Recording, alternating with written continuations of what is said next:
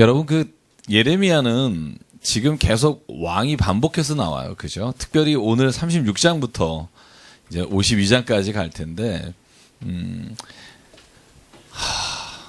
제일 많이 나오는 왕이 누구죠? 여러분 기억하시면 예레미야에 제일 많이 반복되는 왕. 여보세요? 네. 누구부터 시작하죠? 요시야 왕부터 시작한다고 되어 있어요. 요시야 왕. 그죠? 여러분 요시야 왕 그러면 어떻게 기억하세요? 요시야 왕 그러면 종교개혁을 했다 이렇게 우리가 보통 말합니다. 최초의 종교개혁이다. 그래서 8살의 왕이 되죠. 아주 어린 나이에 왕이 되고 31년 동안 통치를 합니다. 그런데 요시야가 어느 전쟁에서 죽느냐 하면 BC 609년 혹시 갈그미스 전투라는 걸 갈그미 전투라고 하는데요. 그 전투에서 애굽을 도와서 바빌로니아와 전투를 하다가 죽습니다.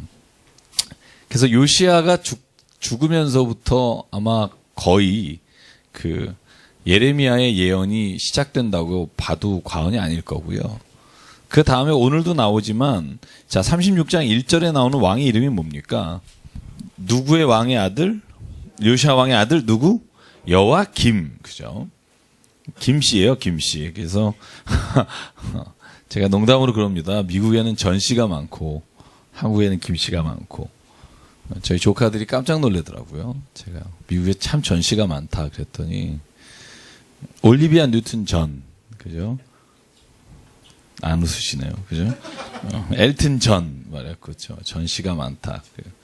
이 여호야김, 여호야김이라고 하는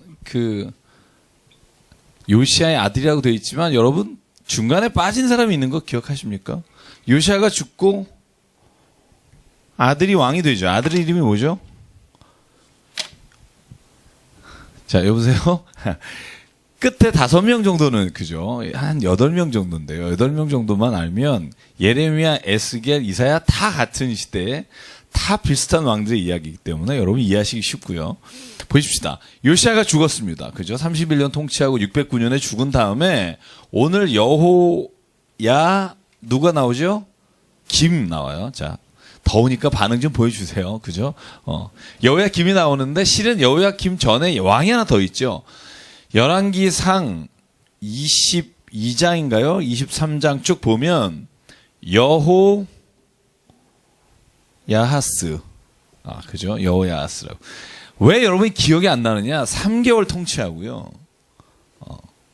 그러니까 요시야가 갑자기 죽잖아요. 그래서 아들인 여호야하스가 왕으로 3개월 있다가 애굽에서 얘를 데려가요. 그리고는 다른 아들인 여호야김을 왕으로 세워요. 그러니까 애굽에 어떻게 보면 뒷조정을 받는 왕이죠. 여호야김. 11년 통치합니다. 그죠? 11년 동안 이스라엘을 통치하는데 다 이 시대에 문제가 생겨요. 그리고 오늘 나오는 예레미야의 모든 예언이 이 다음에 여호야김 다음에 여러분 아시는 분 누구죠? 여호야긴. 그죠?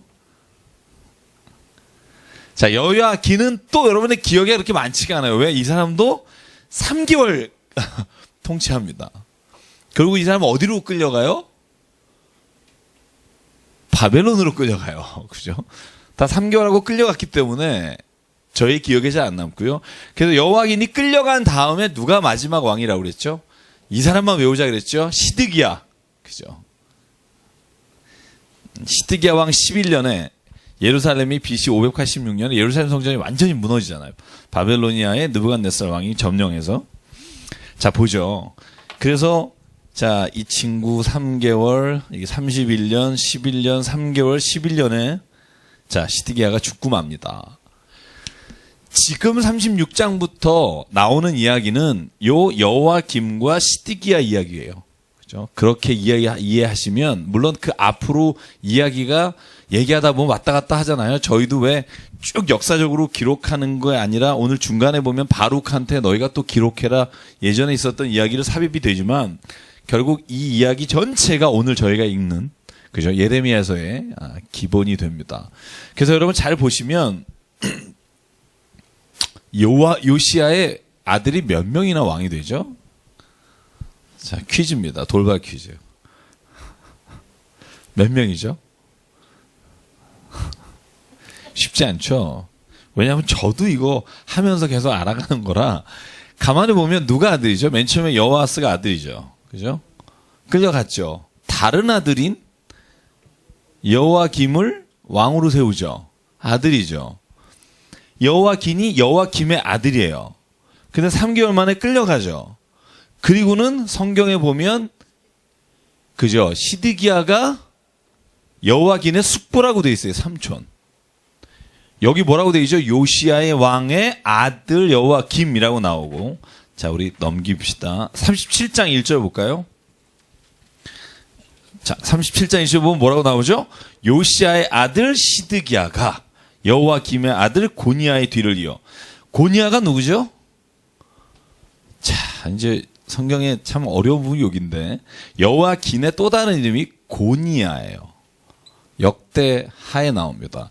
또 다른 이름 여고니야라고도 불러요.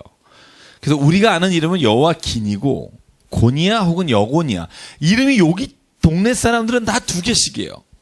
자, 여호야스의 또 다른 이름이 뭐죠? 살룸이라는 이름이 있죠. 그죠? 여러분 열왕기상 20장부터 25장 또 역대하 30장 이후를 보면 살룸이라는 이름이 있고요. 또 여호와김의 또 다른 이름이 원래 이름이 뭐였죠? 엘리야 김이었다가 바벨로니아에서 이름을 여호와김으로 바꿔버리죠. 그죠? 여기는 고니하고 시드기야도 원래 이름이 하나 더 있죠. 성경에 보면 누구죠? 이름이 뭐죠? 마따니아예요. 여러분 이것까지 아시라고 하는 건 아니고요. 성경에 이런 이름들이 계속 반복되는데 왜 그러냐면 성경에는요 이름을 원래 하나에서 다른 이름으로 주어지기도 하고 바벨로니아 포로로 가면서 바벨로니아의 이름으로 바꾸기도 하고 그래서 성경에 보면 여러분이 다른 사람이라고 생각했던 사람이 같은 사람인 경우가 참 많습니다. 그래서 성경 읽다 보면 쉽지 않은 이유도 거기에 있고요. 자, 오늘 이따가 또 뭐 반복된다면 그때 하고 오늘은 일단 여기서 전개를 할게요. 자, 오늘 중요한 사람이 여호와김과 그러면 36장의 여호와김과 37장의 시드기야입니다.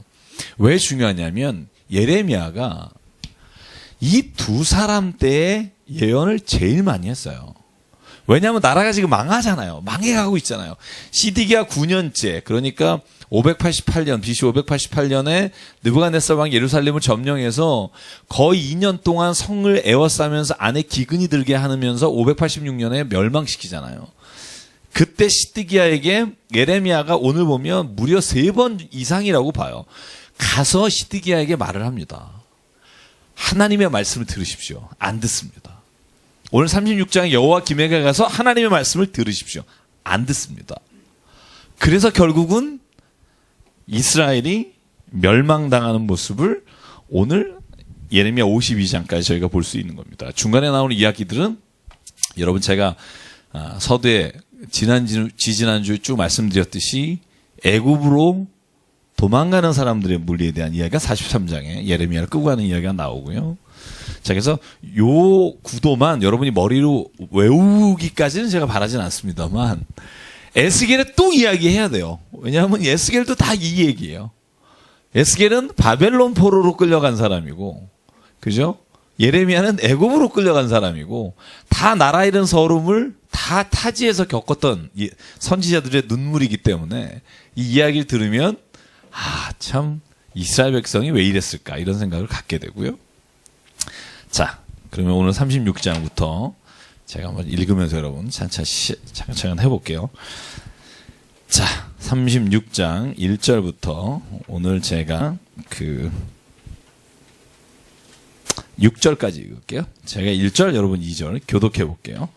자, 유다의 요시야 왕의 아들 여호와김 제4년에 여호와께로부터 예레미야에게 말씀이 임하니라. 이르시되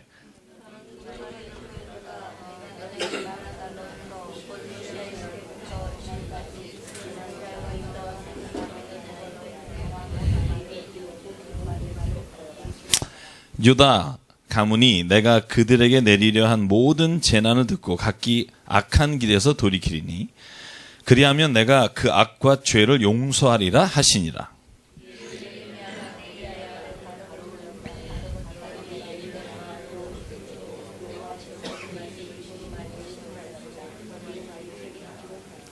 예레미야가 바룩에게 명령하여 이르되 나는 붙잡혔으므로 여호와의 집에 들어갈 수 없으니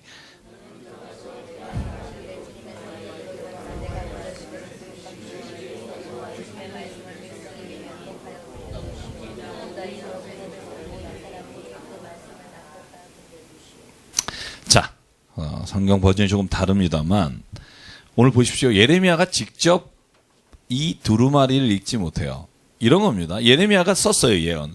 그죠? 하나님 주신 말씀을 썼습니다. 기록했는데 성전을 못 가요. 그래서 누구를 시켜요?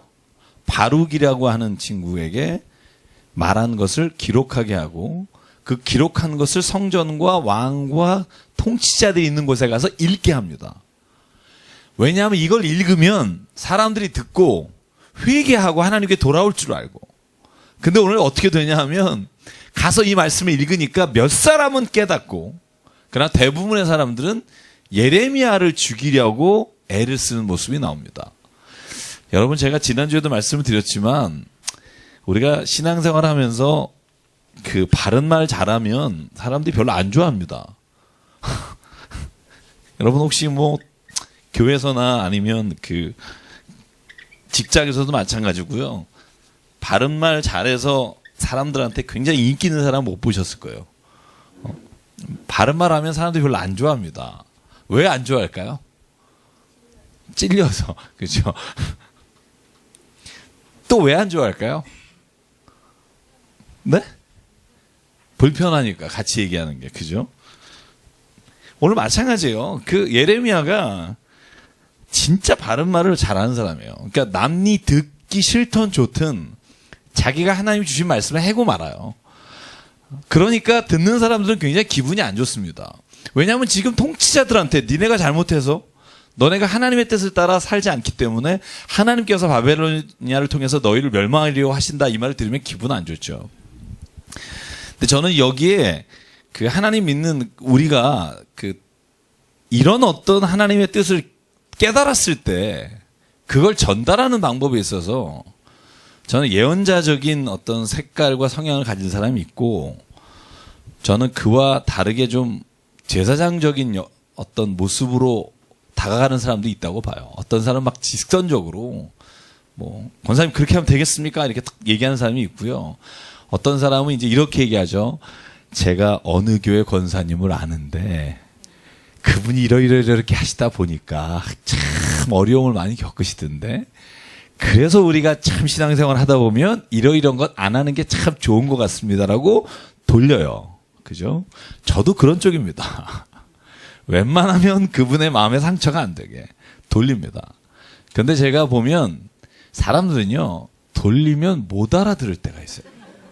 그러니까 내가 이렇게 얘기를 하면 이렇게 맞장구쳐요. 그렇죠. 아유, 그 교회가 좀 이상해요. 원래 뭐 이러면서 이 말을 내가 왜 하는지를 못 알아들으면 한 번 정도 더 합니다. 다른 비유를 들어서. 근데 그래도 못 알아들으시면 별 수 없이 말해야 됩니다. 권사님, 우리가 이런 일을 이렇게 하면 어떨까요? 근데요, 이런 말을 할 때까지 굉장히 많이 고민하고 기도해요. 여러분도 그러시다고 생각할 거면, 여러분이 만약에 바꾸어서 말하죠. 목사에게 할 말이 있어. 야, 저 사람 저거 좀 고쳤으면 좋겠어. 그죠? 얼마나 여러분 조심스럽게 말하겠어요. 근데 대놓고 하시는 분들 많아요. 그죠? 지나갈 때 배를 툭 치면서, 뱃살 좀 빼요. 이러는 집사님들도 계시고. 여러분은 그냥 하는 말이지만, 저는 상처받고요. 이 온몸에 상처 덩어리로 살아갈 때가 있어요. 근데 뭘 주시냐 하면 저는 교회 생활, 신앙생활 한다는 게 뭐냐 하면 충고를 잘 듣는 것도 저는 믿음이 성숙하는 거라고 생각해요. 사람이요, 말할 때 전달하는 방법이 다 달라요. 저는 가족이 이렇게 모이잖아요. 어쩜 가족이 그렇게 다른지 모르겠어요. 같은 배에서 나왔고 같이 밥 먹고 있는데도 성격이 다 달라서 어떤 사람은 정말 사람 마음에 상처를 팍팍 주는 얘기를 하고요.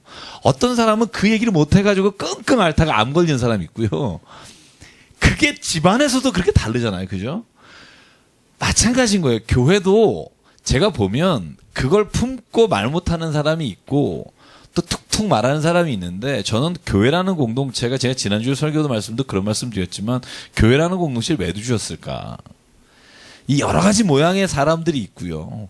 이 여러 가지 모양의 신앙생활하는 사람들의 모습을 내가 수용할 수 있는 마음으로 성숙하기 위해서 저는 하나님께서 교회라는 공동체를 주셨다고 믿습니다.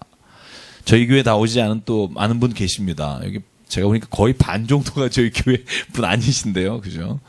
제가 텍사스 달라스에서 오늘 아침에 문자가 왔어요. 이메일이 왔어요.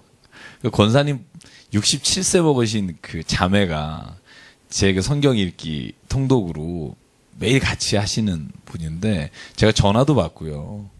뭐 좀 보내달라고 그래서 제가 오늘 이제 보내야 되는데요.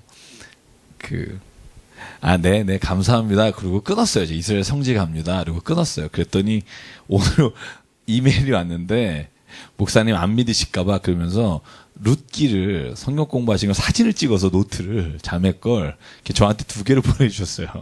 제가 그거를 저장하면서 무슨 생각했냐 하면, 야, 참, 그 멀리 있는 분이 같이 성경 공부를 하고 있다는 그 느낌이 저에게 참 성경 말씀이라는 게 어떤 지역을 떠나서 시대를 떠나서 하나님께서 이렇게 동일하게 역사하시는 은혜가 있는 것이 아닐까라는 생각을 했고요. 더불어 교회도 저는 그렇다고 생각해요. 교회라는 곳에서 딱 예배드리고 딱 필요한 걸 따먹으러 가는 게 교회가 아니라, 그곳에서 사람들과 어울려서 사람들이 말하는 것이 다 다르지만 그 안에서 하나님이 역사하시는 걸 들을 수 있어야 저는 그게 신앙의 성숙함이라고 믿고요. 예레미야는 직선적입니다. 제가 이렇게 보면 물론 예언자들이 대부분 직선적입니다만, 오늘 바룩을 통해서도 메시지를 전달할 때 돌리지 않습니다. 오늘 보실래요? 니들이 그랬다, 이런 말을요 서슴지 않고 합니다. 자, 오늘 보십시오. 6절까지 낭독하라. 그래서 이제 낭독을 합니다. 그리고 나서 낭독하는 내용을 한번 볼게요. 오늘 성경에 보면 쭉 어떤 내용이 낭독되어 있는지 15절에 제가 볼게요. 그 낭독 내용은 아닙니다만 어떤 반응이 나오는지. 자, 15절만 같이 읽죠. 시작. 그들이 바룩에게 이르되 앉아서 이를 우리 귀에 낭독하라. 바룩이 그들의 귀에 낭독하매 그들이 그 모든 말씀을 듣고 놀라 서로 보며 바룩에게 이르되 우리가 이 모든 말을 왕에게 아뢰리라. 그들이 또 바룩에게 물어 이르되 너는 그가 불러주는 이 모든 말을 어떻게 기록했느냐? 청하노니 우리에게 알리라. 자, 그리고 19절을 봅니다. 이게 반응입니다. 시작. 이에 고관들이 바룩에게 이르되 너는 가서 예레미야와 함께 숨고 너희가 있는 것을 사람에게 알리지 말라 하니라. 이거 알리면 너 죽는다 이거죠. 바룩아 너도 숨어라. 예레미야만 숨지 말고 숨어라. 그리고 가서 이 고관들 중에 몇 사람이죠. 같이 이 글을 가지고 두루마리를 가져가서 왕에게 읽어주는 겁니다. 그게 23절입니다. 특히 여우다라는 사람이 낭독하니까 왕이 어떻게 하죠? 면도칼로 찢어버립니다. 그리고 그 두루마리를 불에다가 던져버립니다. 아마 바룩이랑 예레미야가 있었으면 단칼에 죽었을 겁니다. 그 말이 듣기 싫은 겁니다. 그죠? 오늘 여기에 나오는 왕은 여호와김입니다. 여호와김 왕은 이 말을 듣고 정말 화가 났습니다. 오죽하면 왕이요 면도칼로 찢어버리고 그걸 태우겠습니까? 왕과 신하들이요 듣고 두려워하여 자기 옷을 찢지 아니하였고 오히려 그 말을 전해준 예레미야와 바룩을 잡으러 갑니다. 26절에 보면 예레미야를 잡으러 갔으나 여호와께서 그들을 숨기셨다고 기록합니다. 야, 그런데요 오늘 27절 보실래요? 이 정도 되면 하나님이 예레미야를 좀 숨기셔야 되잖아요. 그러지 않겠어요. 이 정도 죽이려고 혈안이 돼 있는데, 그죠? 아합이 엘리야를 죽이려고 할 때, 그죠? 하나님 했던 것과 참 똑같은 게 뭐냐면, 하나님이 또 예레미야에게 명령하시는 게 27절인데요. 뭐라고 말씀하시냐면, 27절부터 자 29절까지 같이 읽어볼게요. 시작. 왕이 두루마리와 바룩이 예레미야의 입을 통해 기록한 말씀을 불사른 후에 여호와의 말씀이만이라 이르시되 너는 다시 다른 두루마리를 가지고 유다의 여호와김 왕이 불사른 첫 두루마리의 모든 말을 기록하고 또 유다의 여호와김 왕에 대하여 이와 같이 말하기를 여호와의 말씀에 내가 이 두루마리를 불사르며 말하기를 내가 어찌하여 바벨론의 왕이 반드시 와서 이 땅을 멸하고 사람과 짐승을 이 땅에서 없어지게 하리라 하는 말을 이 두루마리에 기록하였느냐 하도다. 자, 그러니까 하나님은요, 예레미야에게 찢어 불살러 또 써라. 이 또 쓴 것 때문에 여러분 두 번, 그죠? 궁덩이에도 갇히게 되고 징창에도 빠지게 되고 이 두 번 갇히게 됩니다. 똑같은 일 때문에. 그런데 하나님은요, 반드시 하나님이 말씀하시고자 하는 것은 하나님의 사람을 통해 선포하시기를 원하신다는 거죠. 이걸 보면 하나님도 참 너무하시다는 생각 들어요. 약간 징그럽다 이런 생각. 좀 용어가 좀 굉장히 안 좋은 용어입니다만, 야 하나님 예레미야한테 이러실 필요까지 있을까라는 생각이 들 정도로 예레미야에게 또 가서 두루마리를 써라. 가서 또 말하라. 계속 반복하십니다. 만약에 저라면 그렇게 할 수 있었을까 그런 생각을 하며 읽는데요. 오늘 보시죠. 그러니까 32절에 예레미야가 다른 두루마리를 가져다가 또 서기관 바룩에게 주며 그 내용을 다시 기록하고 그 외에도 또 하나님이 주신 말씀을 기록하더라. 이게 저희가 읽은 36장입니다.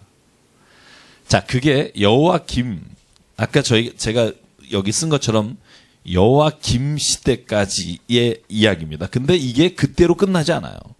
37장 딱 한 장 넘어가면 누가 나와요? 시드기야가 나와요. 근데 이게 자그마치 몇 년이냐면 11년이에요. 그죠? 자, 보세요. 우리가 36장에서 37장 굉장히 그냥 그죠? 그냥 여기 딱 마지막 절에서 넘어가는 거잖아요. 근데 예레미야 입장에서 보면 11년을 그러고 있는 거예요. 그죠? 그러니까 우리는 그냥 이렇게 생각 없이 이렇게 쭉 읽다 보면 여호와김에서 시드기야로 넘어가겠구나 이렇게 생각하지만 실제로는 이게 예레미야가 얼마나 오랜 세월 동안 왕들에게 또한 통치자들에게 이런 말을 했을까 하는 걸 읽을 수 있는 거죠. 근데 오늘 보면 37절에 뭐예요? 여호와의 김 아들 고니야, 얘는 이제 죄송합니다. 얘가 아니라 이분은 바빌로니아로 끌려가셨고 왕이 되어서 그 신하에게, 그죠? 시드기야가 물어보는 겁니다. 자, 예레미야에게 청해서 한번 듣고 싶다. 자, 한번 볼까요? 우리 3절하고 4절 같이 읽을게요. 4절, 5절까지만. 시작. 시드기야 왕이 셀라마의 아들 여우갈과 마아사의 아들 제사장 스바냐를 선지자 예레미야에게 보내 청하되 너는 우리를 위하여 우리 하나님 여호와께 기도하라 하였으니 그때 예레미야가 갇히지 아니하였으므로 백성 가운데 출입하는 중이었더라. 바로의 군대가 애굽에서 나오매 예루살렘을 애워쌌던 갈대아인이 그 소문을 듣고 예루살렘에서 떠났더라.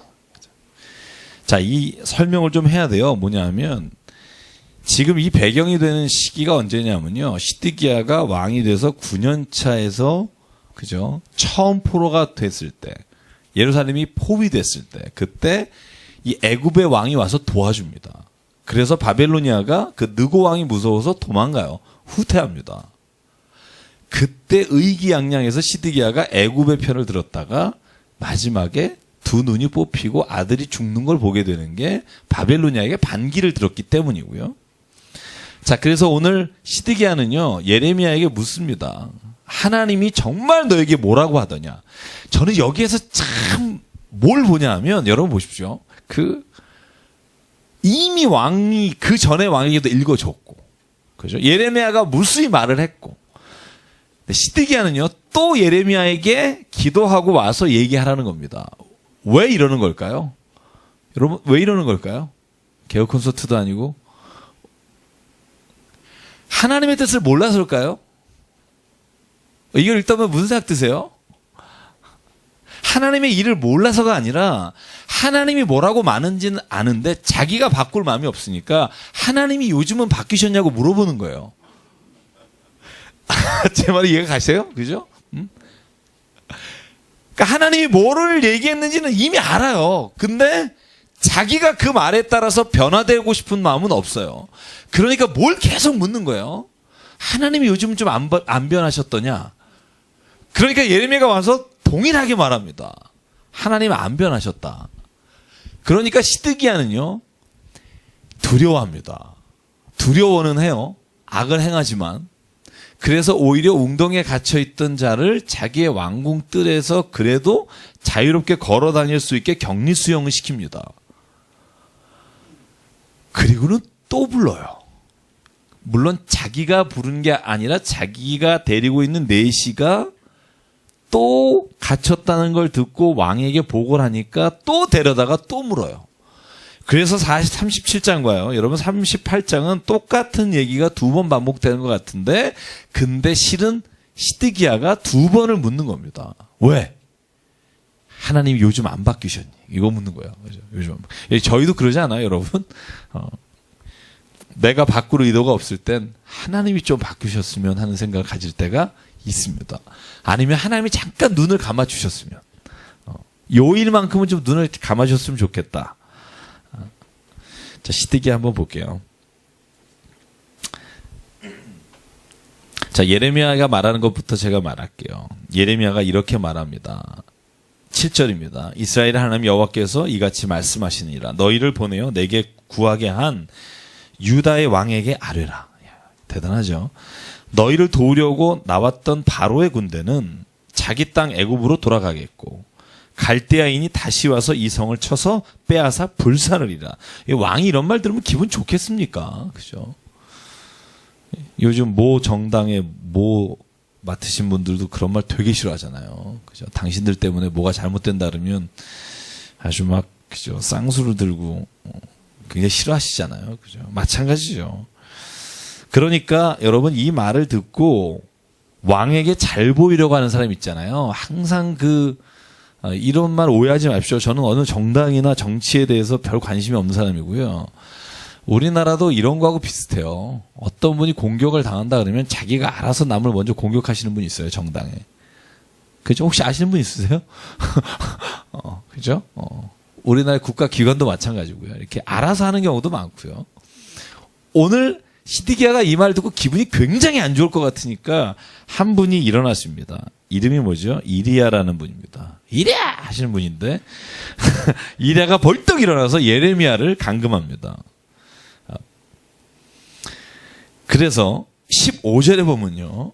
예레미야를 때리고 서기관 요나단의 집에 가두어 버립니다.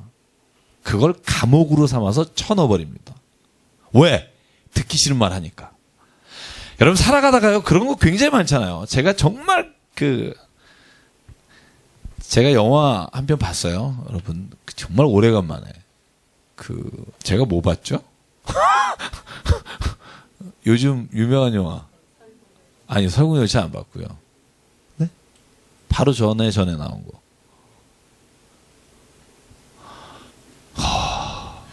야, 참 이제 네, 같이 봤던 거. 아, 목사님도 보셨죠? 네. 그죠. 이제 큰일 났네요, 저도 이제. 이거 그죠. 같이 봤는데, 그죠.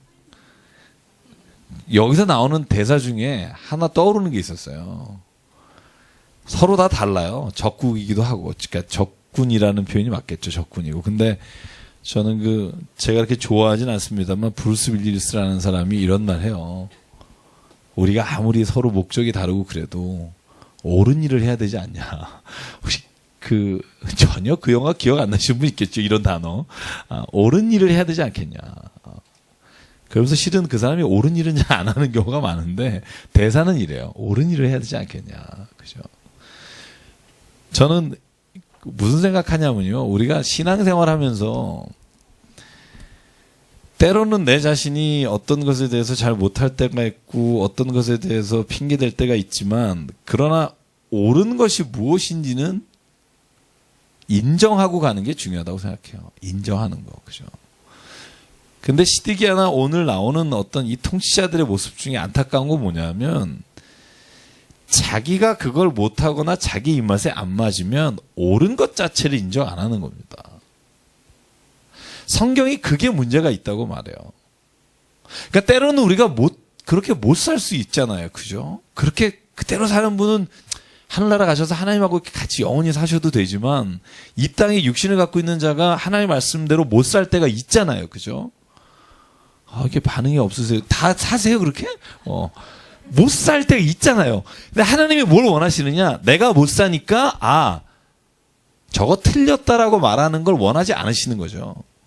그러니까 시드기야가 에레미야에게 너 정말 그렇게 계속 얘기할래? 이렇게도 얘기할래? 하고 웅덩이에도 쳐보가 넣지만 그러나 하나님이 원하시는 건 뭐냐 하면 내가 비록 지금 그렇게 못해도 하나님 말씀하신 게 옳습니다라고 말하는 걸 하나님이 기대하신다고 저는 생각하고요. 저는 시드기야가 정말 잘못된 왕이라고 악한 왕이라고 기록되어 있는 이유 중에 하나가 자기의 뜻이나 자기가 하는 거에 따라서 하나님을 바꾸려고 하는 게 가장 위험한 신앙입니다. 근데 사람들이 그런 유혹이 굉장히 많아요. 그래서 말씀을 봐야 합니다. 왜냐하면 말씀이 진짜 하나님이 뭘 기뻐하시고 뭘 기뻐하지 않는지를 보여주시는 가장 유일한 저는 하나님이 주신 선물이라고 봐요. 목사가 말하는 거에 따라가지 마십시오.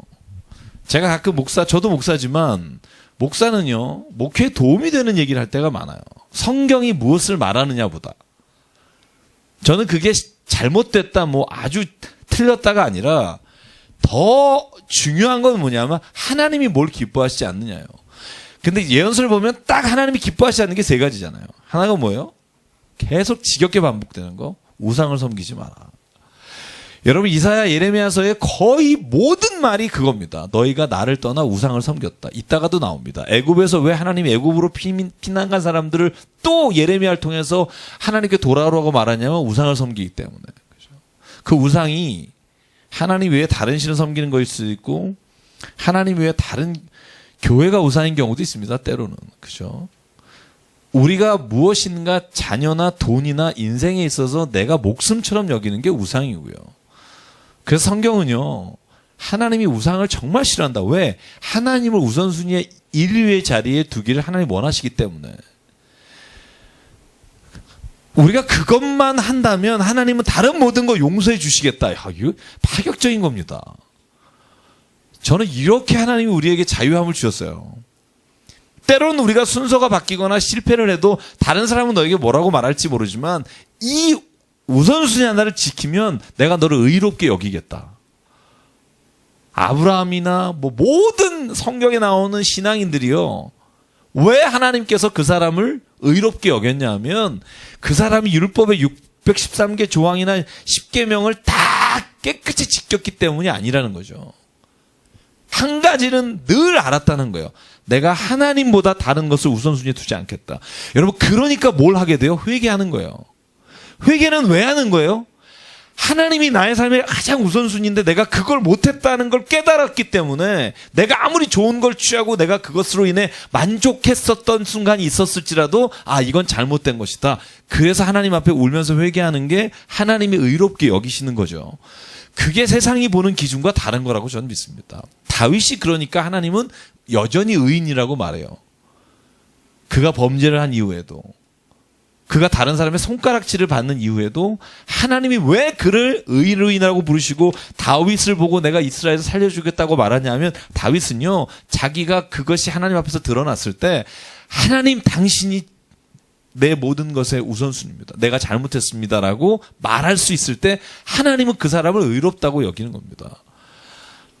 여러분 이건요 너무나 단순하고 너무나 신앙에서 제일 중요한 문제라고 저는 생각하고요. 오늘 시드기야가 인생에 있어서 하나님 앞에 나오지 못하는 것은요 그가 죄를 졌기 때문이 아니라 이 우선순위를 늘 자기 위주로 바꿨기 때문입니다. 제가 이렇게 결혼 상담 그리고 사귀던 사람들 헤어지고 그러면 만나서 막 이렇게 울고 짜고 하는 거 들어줄 때가 있어요. 제가 근데 그러다가 답답한 게 뭐냐면 여러분 살다가 헤어질 수도 있잖아요. 그죠? 제 말은 사귀다가 헤어질 수도 있고 제가 얼마 전에 하나를 소개시켜줬어요. 얼마 전에 한 2년 전인가 소개시켜줬는데 사귀다 헤어졌어요. 근데 둘 다 저한테 연락이 와요. 계속. 왜냐하면 저하고 인간관계 끊기는 뭐 하니까.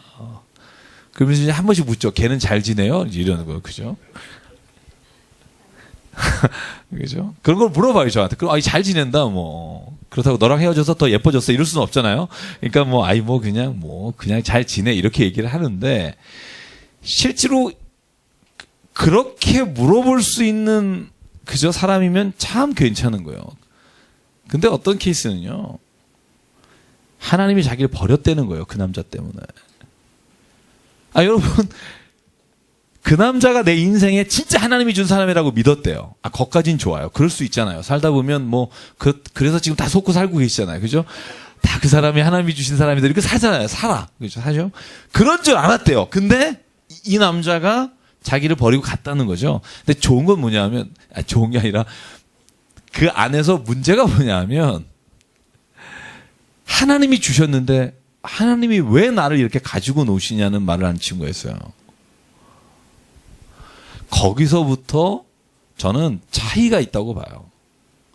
사람은요, 자기가 좋아서 만날 수 있고요. 자기가 좋아서 사귈 수 있고요. 자기가 좋아서 정말 그 사람을 사랑했기 때문에 무엇이든 내가 하고 싶고 주고 싶다 그래서 관계를 맺을 수 있어요. 근데 문제는 뭐냐면 그 모든 일이 아픔으로 결론이 났을 때 그걸 내가 어떻게 받아들이느냐가, 어떻게 그걸 신앙에서 보느냐가 중요합니다. 하나님 원망하고 막 정말 하나님이 왜 나에게 이런 시련을 주시냐고 하면서 하나님께 원망하는 자리에 가는 것을 저는 이렇게 생각해요.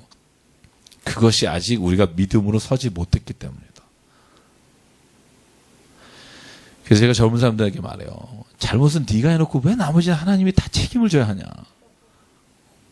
본인이 인간관계에서 무엇인가 달랐을 것이고 서로가 마음에 안 드는 게 있었을 거고 서로가 서로에게 단점을 봤을 거고 그래서 그것이 어느 쪽이 더 컸는지 모르지만 헤어졌을 텐데 왜 그게 하나님에까지 가느냐.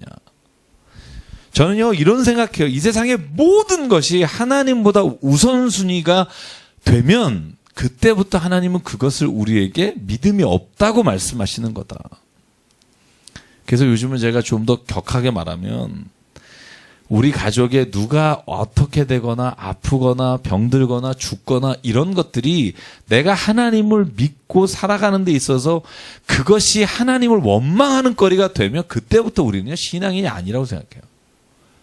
슬퍼할 수 있어요. 막 죽는 것만큼 힘들 수 있습니다. 그런데 그것이 하나님을 내가 믿음으로 살아가는 믿음에서 그것보다 더 우선되는 순간 저는 우리의 신앙은 거짓이라는 생각을 합니다. 죄송해요. 그냥 저만 할게요. 저의 신앙이 거짓이라는 생각을 해요. 요즘 제 혼자 생각이 그래요. 이런 질문 가끔 물어봐. 기철아 진짜 이래도 저는 욥기를요. 그래서 요즘 읽으면서 더 마음이 와닿아요. 진짜 이래도 사랑할래? 너 진짜 이래도 나 믿을래? 이게요. 하나님이 시험하셨다. 하나님이 갖고 노셨다. 이렇게 말하는 사람도 있지만 저는 그렇게 생각 안 하고요. 하나님을 정말 믿는다면, 그죠?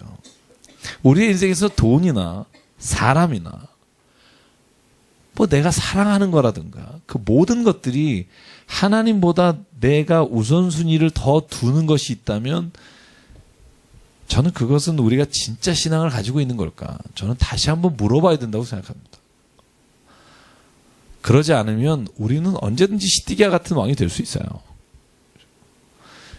저 뒤에 더 처참한 게 나옵니다.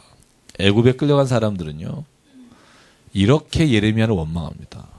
예레미야가 우상을 섬기지 말고 너네 애굽에 있지 말고 돌아가라 그러니까 하는 말이 뭐냐면 요시야 왕이 종교개혁한 이후에 그 말은 여기에 빠졌지만 종교개혁한 이후에 우리가 산당을 없애고 그리고 여신을 섬기는 것을 안 한 것 때문에 얼마나 우리 이스라엘 땅에 기근이 왔고 아픔이 왔고 고난이 왔는지 모른다.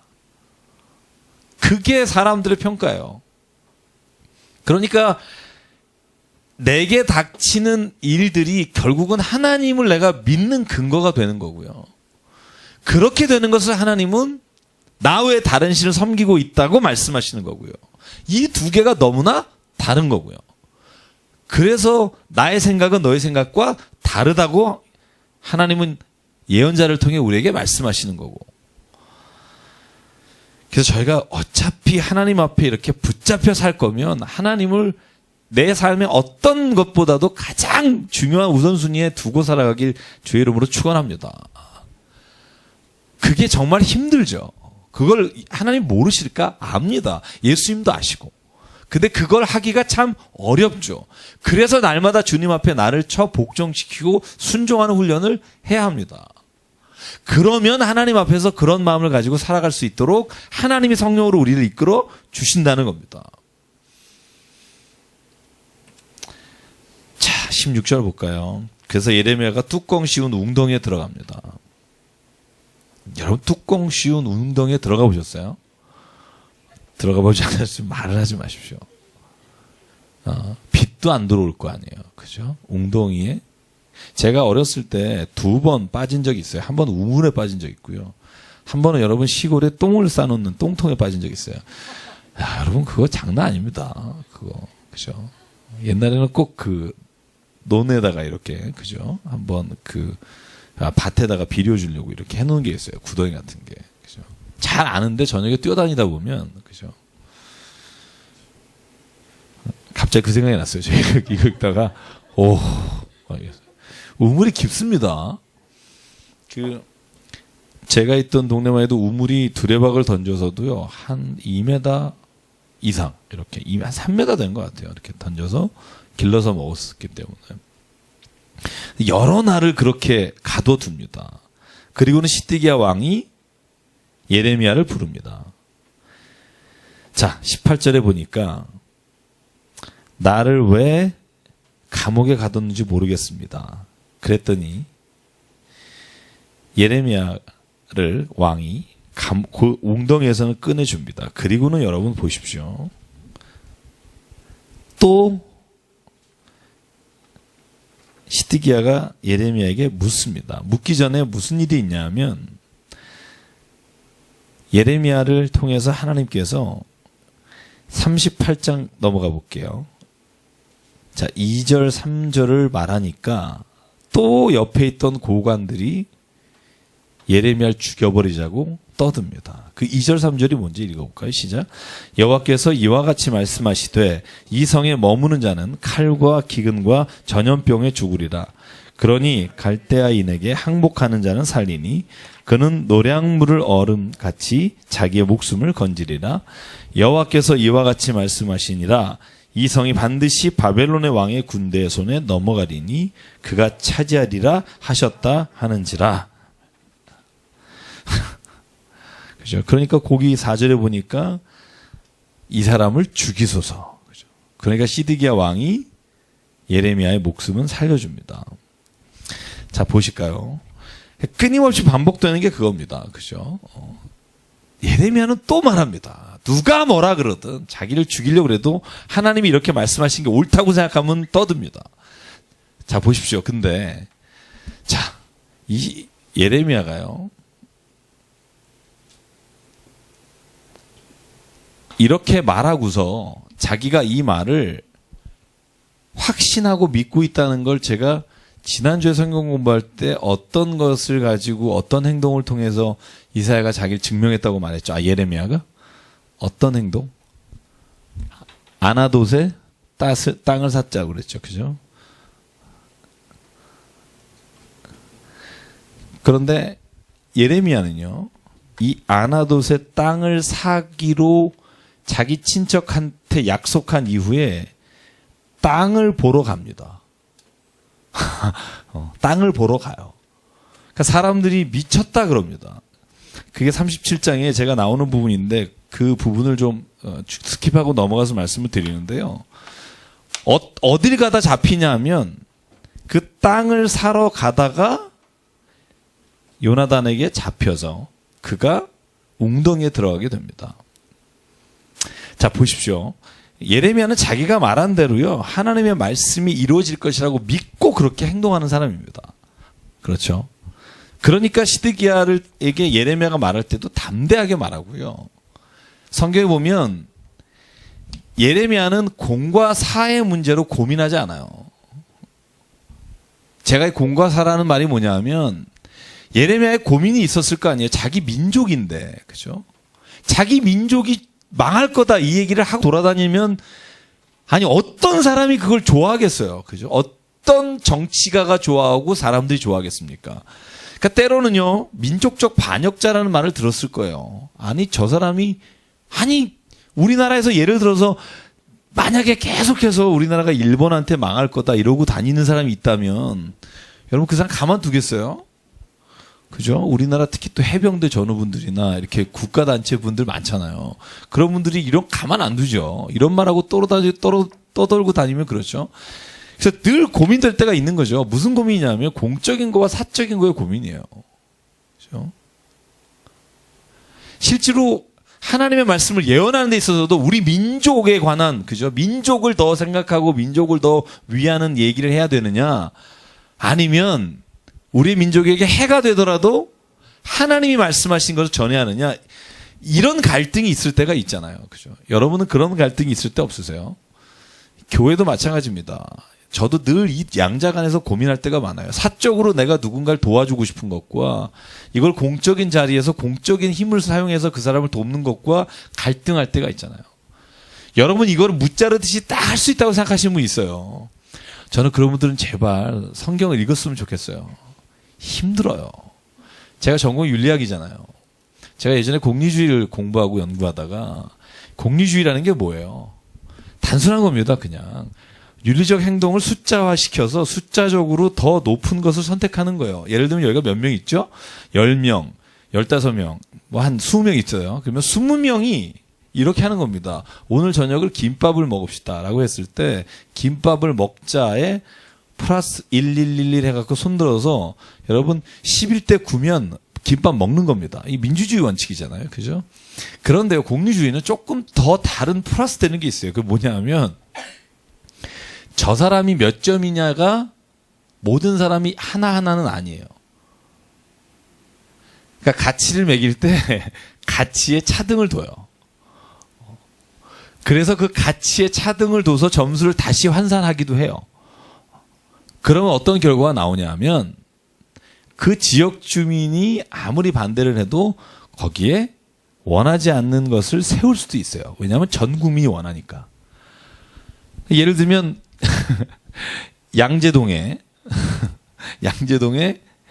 자기들이 정말 좋아하지 않는 시설을 세워요. 그러면 주민 반대 투표할 수 있잖아요.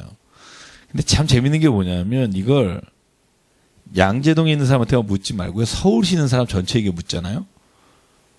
그러면 서울시 나머지 사람들이 이걸로 인해 행복하면 행복지수가 플러스가 되면 이 사람들이 아무리 우리는 불행해요 해도 여기다 세울 수 있는 게 공리주의라는 거예요.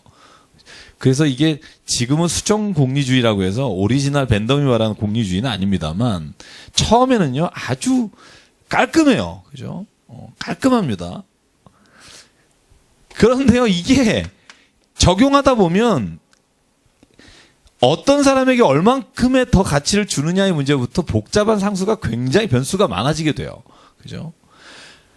저는 내가 지금 이야기를 왜 드리냐면 우리가 신앙생활을 하면서 공과 사의 문제로 굉장히 고민할 때가 있어요. 저도 목회하면서 이 문제로 굉장히 고민할 때가 많고요. 어떤 사람이 이래요. 그런 걸 뭐 이렇게 고민합니까? 기도하고 결정하면 되지. 저는요 그렇게 단순하게 생각하지 않아요. 기도는 하죠. 그러나 머리는 써야 돼요. 저는 이 말을 굉장히 조심스럽게 말합니다. 기도는 하죠. 기도는 하나님 앞에서 정말 최선을 다해야 합니다. 그런데 우리가 생각하고 계산할 건 해야 합니다. 많은 교회 중에 문제 있는 교회들이요. 철야기도하고 엉뚱한 결정하는 경우 많아요. 제가 어느 교회라고 말하지 않겠습니다만 계속 신문에 실리는 교회 하나 또 있습니다. 우리가 아는 옆에 있는 교회 말고. 거기도요. 땅 산 것 때문에 교회 옆에 있는 게 아니라 그랬습니다. 오해하지 마십시오. 10년 전에 땅 한 번 사고요. 5년 전에 땅 한 번 또 샀어요. 그런데 이 땅 사는 것 때문에 지금 뭐 교회가 난리가 났는데 가만히 보면 이 땅 살 때마다 기도하고 철회하고 릴레이 했어요. 근데 지금 보면 그게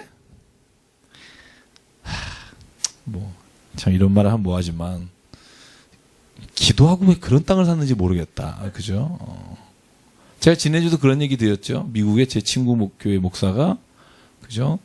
교회를 옮기려고 땅 샀다가 거기에 교회를 질 수 없어서 교회를 쫓겨났다고. 그죠? 기도 때문에 그런 게 아니에요. 저는 사람들이 기도만 하면 된다라고 말하는데 저는요, 기도는 해야 하지만 우리가 하나님 앞에 생각해야 될 건 생각해야 합니다. 하나님이 저는요, 세상을 창조하시고 지성을 주시고 우리에게 감성을 주시고 의지를 주신 분은 하나님이라고 믿습니다. 하나님은 우리로 하여금 생각하고 무엇인가가 좋은지를 결정할 수 있도록 우리가 지적인 작용을 할 수 있도록 하신 분도 하나님이라고 믿습니다. 그걸 우리가 인정하지 않잖아요. 그러면 우리가 진짜 하나님의 이름으로 기도한다 그러면서 마음대로 결정하는 것에 대해서 어떻게 판단할지를 어느 누구도 알 수 없습니다. 목사님 왜 이러십니까? 기도하고 하나님이 말씀하셨습니다. 그러면 할 말 없는 거예요. 뭐라 그러겠어요? 그래서 지금까지 일어난 많은 일들이 있잖아요. 그죠? 한국 교회 안에 그런 일이 있었고. 그러면 뭐가 더해져야 하느냐? 하나님이 기도하는데 이걸 주셨습니다. 집사님, 권사님, 교우분들, 이것이 하나님이 정말 저에게 주신 음성인지 내 욕심이 나로 하여금 이것을 자꾸 가도록 하는지 저를 위해 기도해 주시고 함께 기도하고 하나님의 뜻을 구하면 좋겠습니다. 저는 이게 하나님이 역사하시는 기도의 통로의 방법이라고 믿습니다.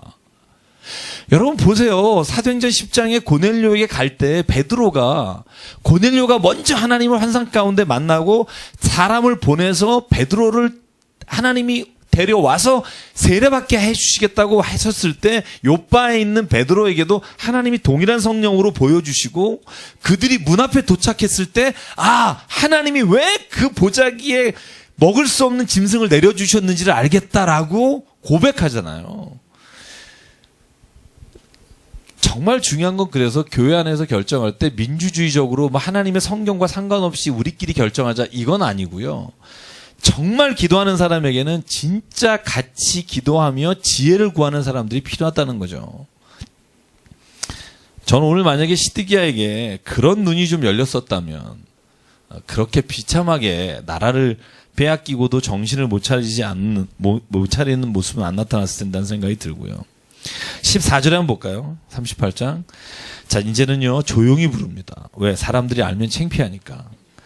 자, 14절에 어디로 부르죠? 자, 14. 같이 읽을게요. 시작. 시드기야 왕이 사람을 보내어 선지자 예레미야를 여호와의 성전 첫째 문으로 데려오게 하고 왕이 예레미야에게 이르되 내가 내게 한 가지 일을 물으리니 한마디도 내게 숨기지 말라. 뭘 또 물어요?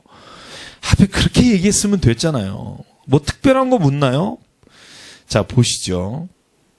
뭘 물으시는지 볼게요. 15절에 예레미야가 답합니다. 시작. 예레미야가 시드기야에게 이르되 내가 이 일을 왕에게 아시게 하여도 왕이 결코 나를 죽이지 아니하시리이까 가령 내가 왕을 권한다 할지라도 왕이 듣지 아니하시리이까 절대 안 죽이게. 그러니까 17절 또 얘기만 합니다. 시작. 예레미야가 시드기야에게 이르되 만군의 하나님이신 이스라엘의 하나님 여호와께서 이와 같이 말씀하시되 내가 만일 바벨론의 왕의 고관들에게 항복하면 내 생명이 살겠고 이 성이 불사름을 당하지 아니하겠고 너와 내 가축이 살려니와 내가 만일 나가서 바벨론의 왕의 고관들에게 항복하지 아니하면 이 성이 갈대아인의 손에 넘어지가리니 그들이 이 성을 불사를 것이며 너는 그들의 손을 벗어나지 못하리라 하셨나이다. 제가 사사기 하면서도 말씀드렸지만 지겹게 얘기해요. 그죠? 또 얘기하잖아요. 그러면 시드기야가 진짜 3번이나 똑같은 얘기를 하는군요. 하나님이 진짜 이것에 대해서 내가 돌이키기 원하시는군요. 이렇게 얘기하지 않아요. 자, 뭐라고 말하죠? 시드기야가 19절에 예레미야에게 말하기를 나는부터 시작. 나는 갈대아인에게 항복한 유다인들을 두려워하노라. 염려하건대 갈대아인이 나를 그들의 손에 넘기면 그들이 나를 조롱할까 하노라 하는지라. 가만히 보면요, 하나님의 말씀이 무엇이 옳은지는 시드기야도 알아요. 근데 자기가 말 한마디 잘못하면 자기가 당할 고난을 생각하니까 그걸 못하는 거죠. 우리도 그럴 때가 얼마나 많은지 모릅니다. 그죠? 그러니까 예레미야가 말합니다. 당신이 진짜 그 말을 안 지키면 하나님이 이 백성을 또 이 성읍을 불사르게 될 겁니다. 그러니까 시드기야가 말합니다. 너 이제 이거 알았으니까 조용히 해라. 나가서 말하지 마라. 너 말하면 죽는다. 그래서 28절에 보면 예레미야가 어디 있죠? 예루살렘 함락되는 날까지 감옥 뜰에 머물러요. 시드기야의 감옥 뜰에서 격리되어 있습니다. 자, BC 587년과 6년 사이에 멸망하는데 그때까지 예레미야는 어디 있어요? 감옥에 있어요. 그러니까 바벨론이 와서 예루살렘을 점령하고 예루살렘 성전을 무너뜨릴 때 예레미야는 그 성전 뜰에 있는 겁니다. 그리고 나서 전쟁에 패한 이스라엘의 남은 자들이 애굽으로 도망갈 때 예레미야를 끌고 가죠. 43장에 나옵니다. 자, 39장 한번 볼까요? 예루살렘이 함락되는 장면입니다. 하나님께서 바벨로니아를 통해 예루살렘을 함락하시고 예레미야를 풀어주십니다. 자, 그러면 지긋지긋하니까 예레미야가 아유 이제 내가 이스라엘을 위해서 내가 예루살렘 쪽을 향해서 소변도 안 본다. 보통 이러잖아요. 우리가 어려움을 당하면. 근데 예레미야는요. 바벨로니아의 군대 장관이 풀어줬음에도 불구하고 바벨로니아를 따라서 바벨론으로 가지 않습니다. 지금 39장이요. 예레미야를 꼬시는 거예요. 바벨론에 같이 가자. 근데 안 가겠다고 말하는 장면입니다. 자, 보실까요? 이제 시드기야 왕이 죽는 장면 나옵니다. 자, 6절 보시면 바벨론 왕이 어디에서? 림나에서 시드기야의 눈앞에서 그의 아들들 죽이고 왕이 또 모든 귀족을 죽였더라. 그리고 시드기야가 눈을 빼서 바벨론으로 옮겨지고 사슬로 결박했다. 결국은 죽었다라고 되어 있고요. 그런데 바벨론의 느부갓네살 왕이 자 12절을 볼까요? 같이 읽겠습니다. 시작. 그를 데려다가 선대하고 해하지 말며 그가 내게 말하는 대로 행하라. 이게 누가 누구한테 한 말이면 바벨로니아의 느부갓네살 왕이 왕의 장수에게 느부사라단이라고 하는 장수에게 예레미야를 해치지 마라. 참 그죠. 남들이 보면 딱 좋아요. 오해하기. 그죠? 나라 팔아먹었다. 이렇게 말하는 사람들이 오해를 사기 참 좋습니다. 그런데요. 예레미야는 그 길을 가지 않습니다. 17절에 하나님의 말씀을 들었기 때문입니다. 내가 그날에 너를 구원하리니 네가 그 두려워하는 사람들의 손에 넘겨지지 아니하리라. 내가 반드시 너를 구원할 것인즉 내가 칼에 죽지 아니하고 네가 노약물같이 내 목숨을 얻을 것이니 이는 내가 나를 믿었음이니라. 여호와의 말씀이니라. 하나님의 이 말씀을 듣고 예레미야는요 바벨론으로 내려가지 않습니다. 너는 그들을 따라가지 마라. 그래서 따라가지 않습니다. 40장 볼까요? 그러니까 오늘 40장과 41장은요.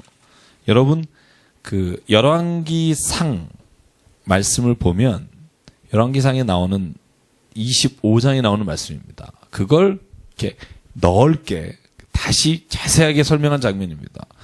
여러분 그달리아라고 하는 사람이 누구죠? 혹시 여기에 나오는 그달리아라는 사람. 여기는 그다랴라고 나오죠. 6절에 보시면 그 전에도 나오지만 그다랴. 그리고 열왕기상 25장에 나오는 이름은 뭐죠? 자, 25장 볼까요? 여러분 한번 성경 뭐 어차피 집에서 안 읽으시잖아요. 그러니까 한번 이렇게 열왕기하 25장에 보시면 25절. 자, 그것만 읽어볼게요. 이거 읽고 40장, 41장 읽으면 무슨 말인지 알아요. 그죠? 한마디로 요약한 걸 읽읍시다. 자, 25절만. 열왕기하 25장 25절. 608쪽쯤이고요. 같이 읽을게요. 시작. 7월에 왕족 엘리사마의 손자 느다냐의 아들 이스마엘이 부하 10명을 거느리고 와서 그달리아를 쳐서 죽이고 또 그와 함께 미스바에 있는 유다 사람과 갈대아 사람을 죽인지라. 그죠? 자, 이스마엘이라는 사람이 이삭과 이스마엘이 아니고요. 다른 사람이고요. 자, 이 이스마엘이 그달리아라고 하는 총독을 죽이는 장면이에요. 왜 죽이냐면 민족을 반영한 사람이죠. 예를 들면 이런 거예요. 총독이 뭐냐면 바벨로니아가 직접 와서 통치를 못하니까 유대인 중에 총독을 세워서 유대 땅을 통치하도록 하는 건데 그 그달랴라는 사람도 유대인입니다. 그러니까 이스마엘이라고 하는 사람이 이 그달랴를 죽이고 암몬으로 도망갑니다. 암몬 땅이 어딘지 아시죠? 여러분 지도를 보시면 자, 너무 크다. 여기가 암몬 땅이라 그랬죠. 여기 에돔, 모압, 암몬. 이쪽이 아모리 지역. 그죠? 처음에 출애굽해서 들어올 때 이게 요단 동편입니다. 여기가 시리아고요. 그죠? 자, 보면 이 암몬이라는 곳이 늘 이스라엘을 괴롭혔던 나라 중에 하나고요. 특히 바벨로니아가 이 느부갓네살 왕이 예루살렘을 점령하러 왔을 때 혼자 오지 않고 모압과 암몬 왕과 함께 와요. 아람 왕, 아람이죠. 아람 왕하고 같이. 그래서 완전히 멸망시키는데 혼자 하지 않고 주변 국가의 힘으로 멸망시키고요. 아마 이스마엘은 성경을 보면 암몬 쪽에서 어떤 사주를 받고 하지 않았나 싶을 정도로 도망가는 곳도 암몬이라는 곳입니다. 그래서 어떤 사람을 죽이냐 하면 유대 사람 중에 바벨로니아에 항복한 사람, 바벨로니아를 도왔던 사람을 다 죽입니다. 그게 오늘 40장과 41장의 내용이에요. 이해 가시죠? 네. 이해 안 가시는 얼굴이지만. 자, 볼까요? 6절 볼게요. 6절만. 자, 4절부터 볼게요. 4절에 사령관이 예레미야를 이렇게 설득하는 장면인데요. 거기부터 한번 볼게요. 4절부터 시작. 보라, 내가 오늘 내 손에 사슬을 풀어 너를 풀어주노니 만일 내가 나와 함께 바벨론으로 가는 것을 좋게 여기거든 가자. 내가 너를 선대하리라. 만일 나와 함께 바벨론으로 가는 것을 좋지 않게 여기거든 그만두라. 보라, 온 땅이 내 앞에 있나니 내가 좋게 여기는 대로 옳게 여기는 곳으로 갈지니라 하니라. 근데 예레미야는요, 그들을 향해서 함께 가겠다는 말을 하지 않고요, 미스바로 가서 그달랴에게로 나아갑니다. 이 미스바의 그달랴가 누구냐 하면 이스라엘을 다스리는 자가 미스바라고 해서 이 중간쯤인데요. 이 미스바라는 곳에서 이 그달랴가 유대를 통치하고 있는데 이쪽으로 예레미야도 가고 또 이 그달랴를 죽이려고 하는 이스마엘도 가고 또 이스마엘이 온다고 그달랴를 살리려고 하는 유대 사람 그 요하난이라는 사람도 이곳으로 갑니다. 그래서 이 미스바에서 다 모이게 되는 겁니다. 여러분 미스바 하면 생각나는 사람 있죠? 누구죠? 성경 사무엘상 보면 사무엘이 어려운 일이 있을 때마다 미스바에 모여서 금식하며 기도했죠. 그죠? 그곳이 어떻게 보면 예전부터 하나님께서 이스라엘을 이끌어 가시는 장소 중에 하나였는데 이 미스바에 모여서 이스마엘은 그달랴를 죽이는데 성공하고요. 요하나는 이스마엘을 잡으러 오고요. 예레미야는 여기에 있다가 자 결론만 얘기할게요. 이 복잡한 이야기를 다 여러분 읽으셨을 생각하고 이스마엘은 8명만 남고요. 중간에 많은 포로들과 많이 했던 사람들은 다 도망가고 8명만 암몬으로 도망가고요. 요하난과 유대 땅을 지키려고 했던 사람들이 무대기가 같이 애굽으로 도망갑니다. 베들레헴을 통해서 여기 지명을 보면 베들레헴을 통해서 밑으로 도망갈 때 누굴 데리고 가냐면 예레미야를 데리고 갑니다. 그게 오늘 40장, 41장 이 내용의 말씀입니다. 자, 그걸 여러분들이 자세하게 읽으시면 될 것 같고요. 자, 제가 그것만 말할게요. 하나님께서 예레미야에게 뭐라고 말씀하셨는가 하는 겁니다. 자, 보십시다. 7절, 42장 7절. 자, 이 장면은 뭐냐면요. 여러분이 이제 피곤하시길 것 같긴 한데, 요하난과, 자, 애굽으로 도망가려는 사람들이요. 예레미야에게 또 묻는 거예요. 참, 이렇게 묻기는 묻고 따라가진 않습니다. 뭐라고 묻냐 하면, 자, 우리가 지금 애굽으로 내려고 하는데, 하나님은 뭐라 그러시냐? 6절입니다. 제가 읽을게요. 우리가 당신을 우리 하나님 여호와께 보내면 그의 목소리가 우리에게 좋든지 좋지 않든지를 막론하고 순종하려 합니다. 우리가 우리 하나님 여호와의 목소리를 순종하면 우리에게 복이 있으리다라고 묻습니다. 그러니까 10일 후에 예레미야가 하나님 말씀을 듣고 말합니다. 하나님이 이렇게 말씀하셨습니다. 10절, 11절, 12절. 자, 같이 있죠. 시작. 너희가 이 땅에 눌러 앉아 산다면 내가 너희를 세우고 헐지 아니하며 너희를 심고 뽑지 아니하리니 이는 내가 너희에게 내린 재난에 대하여 뜻을 돌이킴이라. 여호와의 말씀이니라. 너희는 너희가 두려워하는 바벨론의 왕을 겁내지 말라. 내가 너희와 함께 있어 너희를 구원하며 그의 손으로 너희를 건지리니 두려워하지 말라. 내가 너희를 불쌍히 여기리니 그도 너희를 불쌍히 여겨 너희를 너희 본향으로 돌려보내리라 하셨느니라. 자, 이게 예레미야의 답이에요. 가지 마라. 땅에 남아 있어라. 그렇지 않으면 13절 하나님은 너희를 가만두시지 않으실 것이다. 어떻게 하시냐? 예루살렘이 당한 것처럼 예루살렘에서도 너희가 똑같이 당할 것이다. 그래서 실제로 애굽 왕이 바벨론의 침공을 받아서 570년에 경에 이런 일이 일어납니다. 그래서 예레미야가 말한 대로 그러면 따라가느냐? 왜? 여러분 우리가 뭐라고 읽었죠 앞에? 네가 뭘 하고 말하든 우리에게 좋게 말하든 좋게 말하지 않든 어떻게 하겠다? 그의 말씀을 따라가겠다. 근데 이렇게 말했어요. 그 다음에 어떻게 되죠? 자, 쭉 나옵니다. 19절도 쭉 나옵니다. 자, 제가 하나만 읽을게요. 하나님이 뭐라고까지 얘기하느냐? 니네들이 만약에 애굽으로 가면 17절 들어가서 사는 순간 칼과 기근과 전염병이 죽을 것이다. 내가 그들에게 내는 재난을 벗어나지 남을 자가 없을 것이다. 19절 남은 자들아 애굽으로 가지 마라. 22절 또 반복합니다. 그렇게 말을 했습니다. 그리고 43장에 넘어가면 아까 말한 요하난과 아사랴와 이런 사람들이 애굽으로 가지 말라는 말을 순종했느냐? 보시죠. 3절을 같이 읽겠습니다. 이 사람들이 아까 말한 것과 얼마나 다른지 볼게요. 시작. 이는 네리야의 아들 바룩이 너를 부추겨서 우리를 대적하여 갈대아 사람의 손에 넘겨 죽이며 바벨론으로 붙잡아게 가려 함이라. 그리고는 어떻게 돼요? 예레미야까지 끌고 가요. 자, 앞에 말한 부분하고 얼마나 다른지 여러분 아시겠어요? 여러분 이거요 남 얘기가 아니라 내가 이런 거라는 생각을 한번 하면서 읽어보시면 자, 뭐라고 말해요? 우리는 처음에 궁할 때 그죠? 앞에 안 보일 때, 그죠? 집안에 어려움이 있을 때 하나님께 이렇게 말하죠. 42장 6절입니다. 그의 목소리가 우리에게 좋든지 좋지 않든지 우리가 아까 읽은 거예요. 우리가 하나님 말씀에 순종하겠다. 근데 내 입맛에 안 맞는 말이 들려요. 그럼 뭐라 그래요? 3절? 43절 3절? 야, 네가 바룩이 부추겨서 우리를 죽이려고 하는 것이지 하나님은 그런 분이 아니다. 그러면서 애굽으로 떠나요.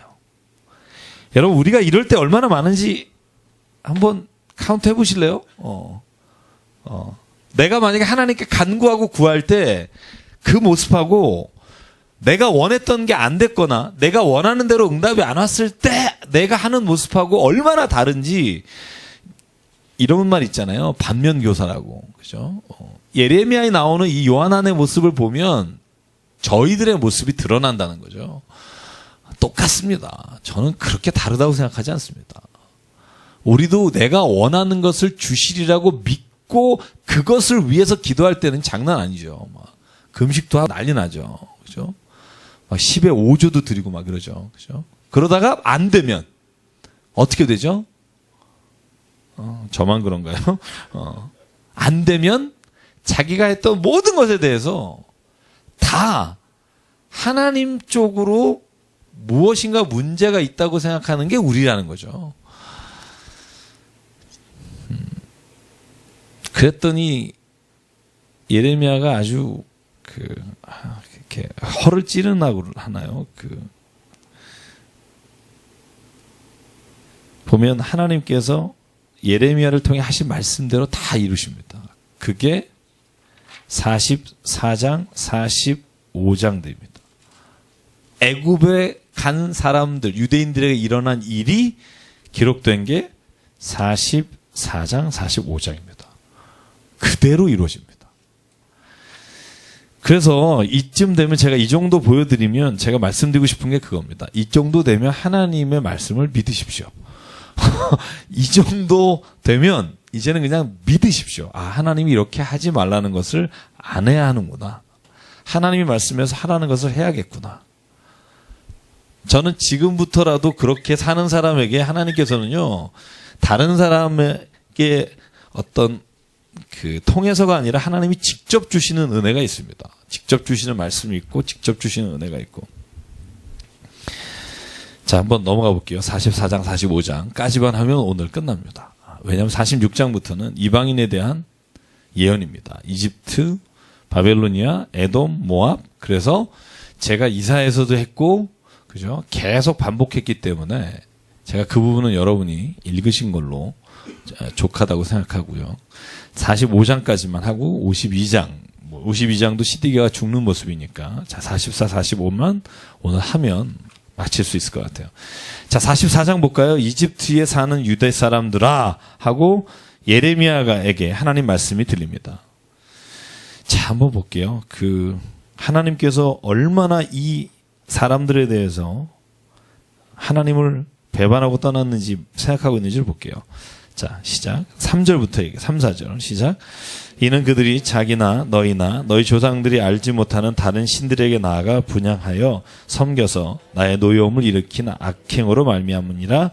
내가 나의 모든 종 선지자들을 너희에게 보내되 끊임없이 보내어 이르기를 너희는 내가 미워하는 이 가증한 일을 행하지 말라 하였으나. 그죠? 자, 하나님은 끊임없이 선지자를 보내서 하지 말라고 했으나 너희들은 끊임없이 그 악을 행하고 있다. 이게 하나님이 주시는 말씀이고요. 하나님과 백성의 말이 이렇게 계속해서 반복해서 나오고 있습니다.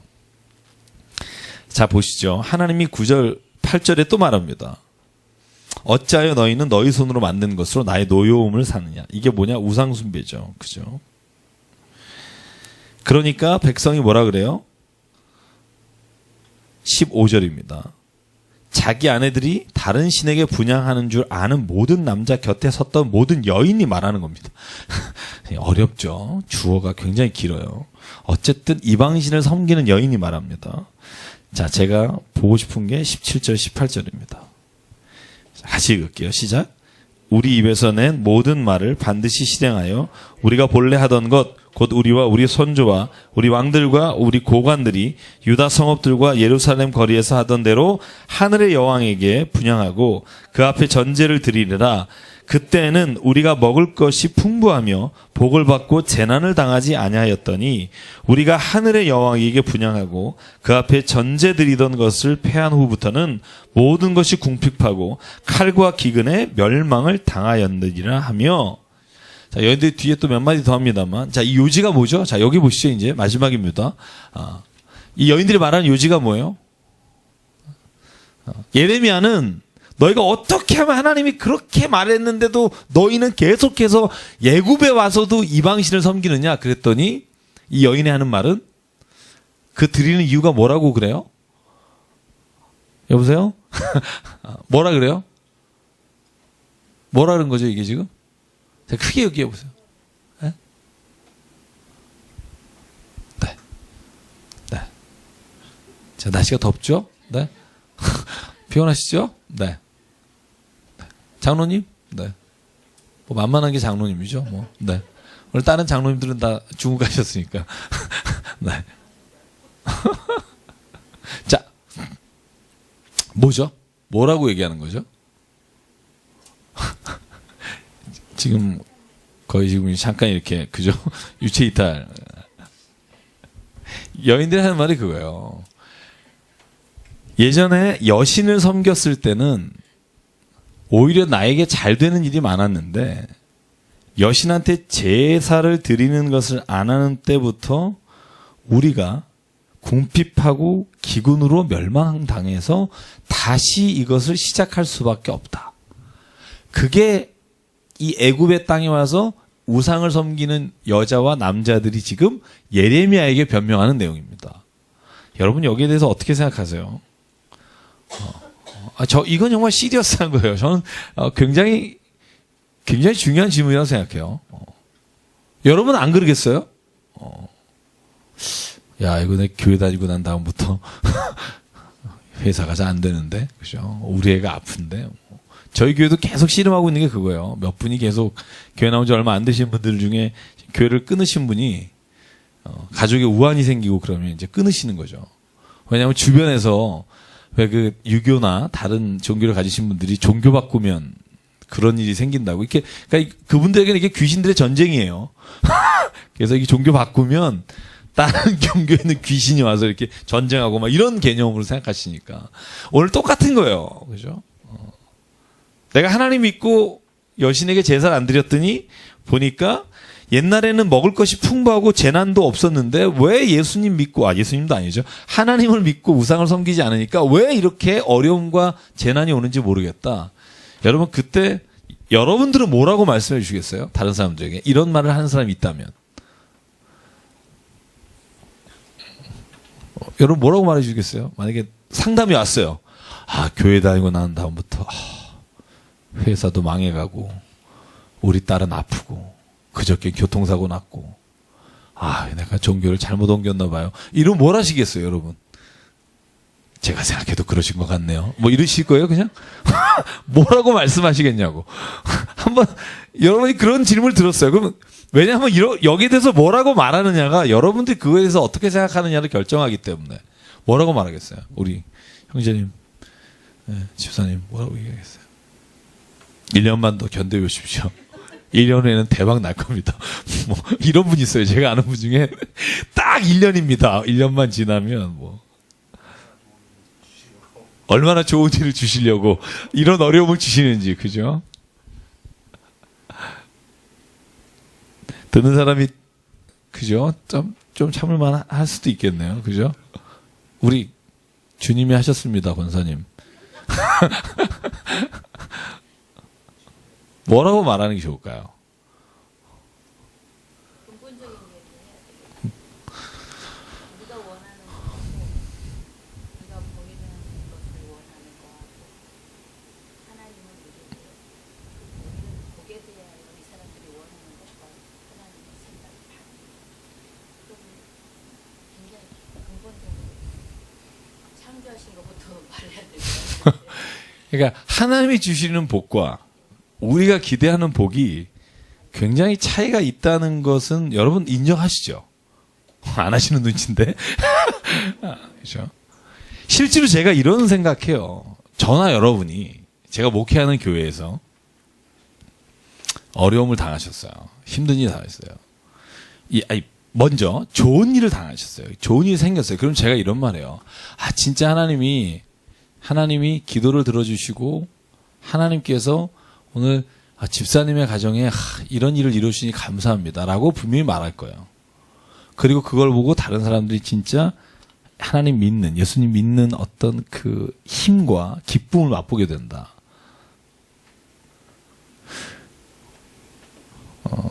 제가 오늘 저희 교회 한 중에 아이가 이제 좀 잘못했던 얘기 들었어요. 근데 제가 내내 그 생각했어요. 뭐라고 말해야 될까? 왜냐하면 좋지 않은 일이잖아요. 근데 뭐라고 말해주는 게 좋을까? 이제 그러다가 제가 기도하면서 생각난 게 뭐였냐면 우리가 서로 어려움과 아픔을 위로해주고 같이 울지만 그것을 자꾸 하나님의 뜻하고 연결시키는 습관에서부터는 좀 벗어날 필요가 있겠다. 왜냐하면 하나님은 사랑하는 자에게 우리가 눈에 보이는 좋은 것들을 채우시는 분만이 아니라 하나님은 사랑하는 자에게 고난을 주시는 분이에요. 저는 그걸 인정합니다. 제 인생에 어떤 고난이 또 올 수도 있다고 믿고요. 그럴 때 나는 어떻게 할 것인가에 대해서 늘 생각합니다. 하나님은요, 고난을 주십니다. 왜? 권사님 말씀하신 것처럼 하나님에게는 우리가 이 세상에서 더 많은 돈을 갖고 더 많은 명예를 가지고 더 많은 권력을 누리며 살아가는 게 우리의 인생에서의 낙이고 목표일 수 있으나 하나님은 그것이 우리를 이 세상에 보내신 목표가 아니시라는 걸 저는 너무나도 믿고 있습니다. 하나님이 무슨 상관이 있겠어요?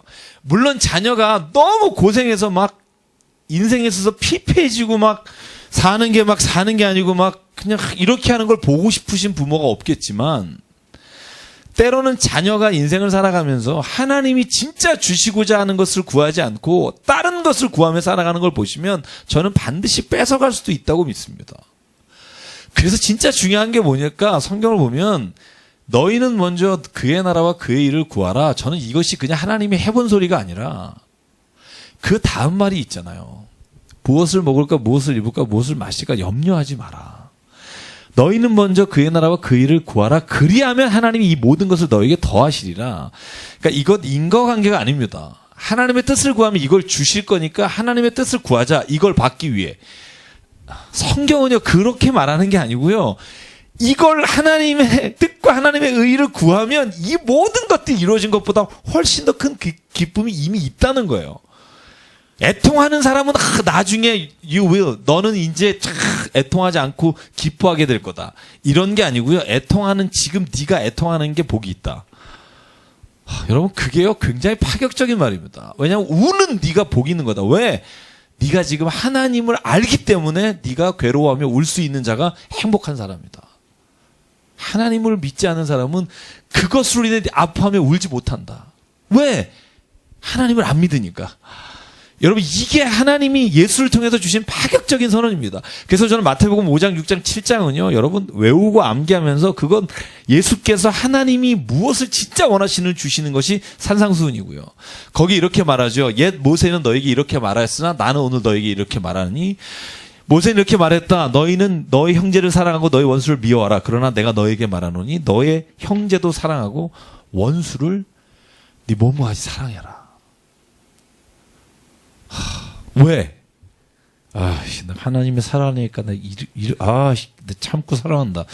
그렇게 하려는 게 아니라 하나님을 사랑하는 자는 원수도 사랑하는 마음을 주시는데 그 원수를 사랑하는 마음을 주시는 게 이미 은혜고요. 이미 그게 복인 거예요.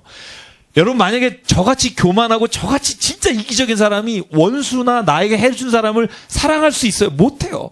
저는 죽었다 깨나도 그런 인간이 아닙니다. 근데 그렇게 내가 되는 걸 딱 보는 순간 내가 하면서 내가 감격이 되고 내가 눈물이 나요. 왜? 내가 할 수 없는 걸 하나님 내게 하셨고. 여러분 그래서요 저는요 손양원 목사님을 이해해요.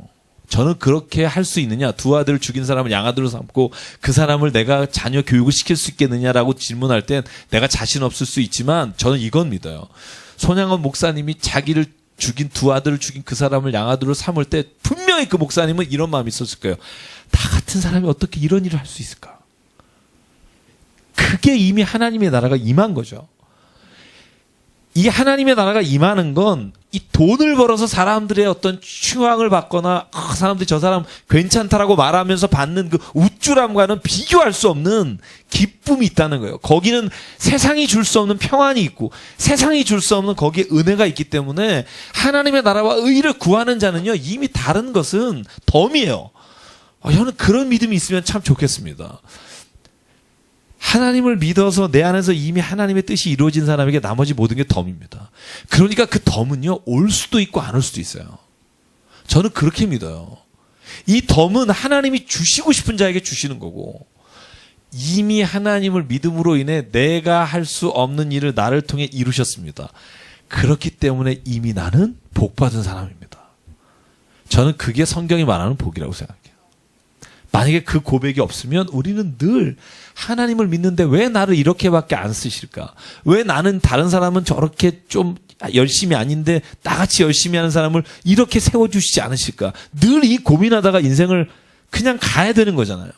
왜 그렇게 사냐고요? 어차피 하나님이 주신 인생 사는데 하나님께서 나에게 주신 말할 수 없는 그 하나님의 뜻을 따라 살아갈 때 주시는 놀라우신 그 은혜가 여러분 다른 것과 비교할 수 없다는 것을 여러분 저는 우리가 체험하고 고백하고 살아가게 되길 것이 저는 하나님의 뜻이라고 믿습니다. 저는 그래서요 하나님의 말씀을 나누는 게 저는 복이라고 생각해요. 정유철 목사가 하나님의 말씀을 전했더니 어디서 300만 원을 줬다.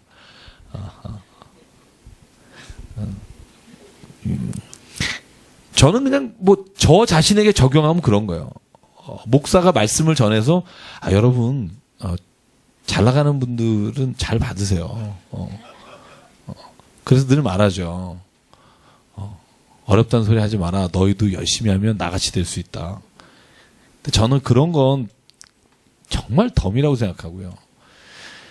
정말 중요한 건 하나님의 은혜를 나눌 때 주시는 하나님의 그 역사하심이잖아요. 여러분 그런 경험이 있잖아요. 다 없으세요? 없으시면 만들어야죠. 그죠? 그래서 하나님 이야기를 나눌 때, 예수 이야기를 나눌 때, 예수가 이 안에, 여러분 엠마오로 가는 두 제자 보실래요? 누가복음 24장. 자, 아이고 예수 쫓아다녔는데, 예수 실패했어요. 십자가에 죽었어요. 그리고 돌아가면서, 참 그 사람 괜찮은 사람이었는데 젊은 사람 아깝다. 이러고 가다가 예수님 만났어요. 예수께서 말씀하시는데 음식 먹고 말하는데 성령이 내 마음을 이렇게 뜨겁게 하세요. 그런데요, 재밌는 건 뭐냐면요. 예수님이 그 곁에서 가자 이렇게 말하지도 않고요. 깨달았을 때 예수께서 니네들이 진짜 대단하다 이렇게 말하지도 않고요. 없어졌어요. 그러면은요, 저 보세요. 진짜 이 사람들이 만약에 예수를 그냥 이렇게 지나가다가 이렇게 만났구나 이렇게 했으면 여러분 엠마오로 가야 돼요. 계속. 왜냐하면 예수께서 데려간 것도 아니고 그곳에 내가 있겠다고 말한 것도 아니고 아무것도 일어난 게 없어요. 변한 게 없어요. 그냥 밥 먹다가 서로 찡한 거 그거 외에는 없어요. 근데 엠마오로 안 가고 다시 올라가요. 예루살렘에. 왜 가요? 죽을 수도 있어요. 그죠? 왜? 예수가 죽었으니까. 봤으니까. 근데 가요. 왜 가요? 그 기쁨이 내가 돌아가서 엠마오에서 내가 하던 일을 하던 그 기쁨보다 훨씬 크니까 가잖아요. 그죠? 베드로가 요한복음 21장에 고기를 다시 153마리를 걷었어요. 그래서 세상적으로 살아갈 수 있는데 예수를 그냥 다시 또 가잖아요. 따라가잖아요. 왜? 그게 더 크기 때문에 그래요. 네? 그렇죠. 생각이 달라지는 거죠. 좋은 게 다른 거죠. 그래서 저는 찬송가 가사 중에 내가 예전에 좋던 것 이제는 값없다라는 단어나 그런 가사가 내 마음에 와닿아야지. 만약에 그게 와닿지 않으면 평생 우리는요, 이 두 개를 저울하다가 인생을, 신앙생활을 접는 경우가 많습니다. 그래서 제가 정말 드리고 싶은 말씀은 저에게도 하는 말인데요, 늘. 신앙은요, 지금 내가 이 세상을 살아가는 이 세상에 하나님께서 내게 매 순간 부어주시는 은혜입니다. 이걸 다른 물질적인 것과 내가 원하는 욕망으로 교체하지 마십시오. 교체하는 순간 신앙은 변질되고요. 예수 믿는 것도 재미없고요. 내게 뒤따라오는 이득이 없으면 내가 하나님에 헌신하는 것도 나중에 다 손해가 돼요. 기분 나쁘게 되고. 왜 그렇게 살아요? 성경에 나오는 모든 사람들은요, 하나님 따라가다가 저는 그 자체가 힘이 되고 능력이 돼서 그것보다 더 좋은 게 없기 때문에 예수님을 따라갔잖아요. 그죠? 저는 그래서 저희는 덤이라고 생각했으면 좋겠고, 저희 아버님이 늘 설교하실 때 제 마음에 뒀던 설교 하나 있죠. 여러분, 나는 하나님의 은혜에 빚진 자다. 저는 그게 우리의 늘 살아가는, 남에게 뭔가를 베풀었다고 자랑할 것도 없고요. 왜냐하면 자랑하고 싶죠. 읍지르고르 싶잖아요. 사람이니까. 근데 내가 어차피 하나님께 빚진 거를 누구에게 했을 뿐인데 우리가 남에게 자랑할 게 뭐가 있을까? 그죠? 우리가 만약에 하나님께서 뭔가 좋은 위치를 주시고 좋은 물질적인 걸 주셨다 그러면 이걸 나에게 정말 어떻게 귀하게 쓰게 주셨을까라고 생각하기 위해 주신 거다. 그게 덤인 인생이잖아요. 그죠? 덤으로 사는 인생은요. 그래서 데살로니가전서 5장 16절이 이루어질 수 있습니다. 항상 기뻐할 수 있고요. 쉬지 말고 기도하고 범사에 감사할 수 있고요. 덤이기 때문에.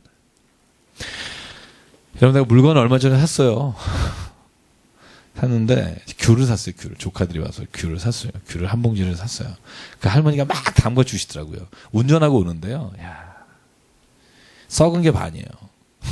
난 그렇게 왜 이렇게 빨리 담아주시는지 몰랐어. 그 생각했어요. 이렇게 힘드셔서 이랬겠지? 뭐 이런 생각하다가 한 생각으로 이런 생각했어요. 그래, 요까지만 우리가 나머진 덤인데 덤이 좀 썩었다고 생각하고 조카한테 그랬어요. 원래 있는 걸 그냥 좋은 걸 주셨다고 생각하고 이 덤이라고 생각하자. 제가 그러고 나서 오늘 말씀 드리면서 마지막으로 하고 싶은 얘기가 그랬어요. 저와 여러분의 인생은 덤입니다. 덤을 얻은 인생은요. 그 모든 게 은혜고요. 모든 게 감사합니다. 때로는 우리 안에 실망스러울 때가 있고 때로는 내 안에 정말 좋지 않은 일이 있을 수 있지만 그 모든 것을 하나님의 은혜로 바꾸는 것, 저는 그것이 우리가 진짜 믿음 안에서 하나님과 동행하는 삶인 줄 믿습니다. 오늘 그런 일이 저에게 일어날 줄 믿습니다. 자,